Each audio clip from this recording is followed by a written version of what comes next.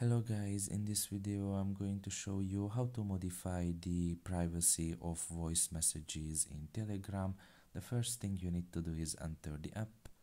Once you are done with that and you are in the home page, you can just look in the top of your left corner and press on the three lines there.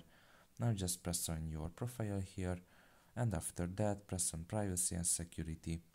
Now you can just scroll down here, and after that press on voice messages. And you can set it to the one that you want. You can see it can be everybody, your contacts, or nobody.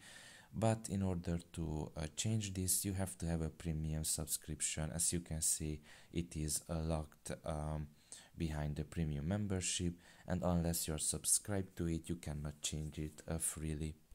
So that's pretty much it, really. I hope this video was helpful to you. Thank you for listening, and see you next time. Bye bye.